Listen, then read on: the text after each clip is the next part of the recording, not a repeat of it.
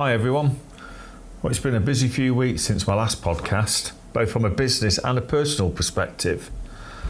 My daughter completed on her first home, which meant I've been called into action to be a removal man, assemble flat pack furniture and to paint walls and ceilings.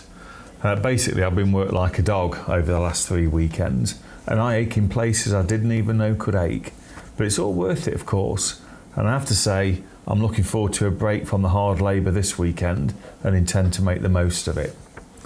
Now, watching the England rugby team beat South Africa on Saturday would be a great start, as well as providing some bragging rights with our South African colleagues, who I would guess are a bit more confident of securing their place in the final. But you never know, England are showing some tremendous resilience, and no one would have predicted they would be the last Northern Hemisphere team standing when the tournament kicked off all those weeks ago. Now, from a business perspective, September brought the first quarter to a close, and despite the continuing challenges we face, I'm very pleased with the results. Our new business, the Solway region, is performing really well, in fact ahead of where we expected it to be, which is also the case for the rest of the business. From a departmental perspective, our service, body and truck sales operations are all ahead of budget and prior year, with parts slightly behind budget, but they're also ahead of where we were this time last year. And this is really good news for the business, because it is getting tougher out there, and our customers are feeling the pinch from rising operating and finance costs, the same challenges we face. It is important we all remain focused on giving our customers and each other the highest levels of service at all times. We want their loyalty, and of course it's not a given, we have to earn it. Now, the challenges I talk about is the biggest challenge that we face as a business, in fact as an industry, and it's the sheer number of trucks there are going through the body build process. For all this year and most of last year, the UK bodybuilding industry has struggled to cope with demand, which has resulted in longer and longer lead times.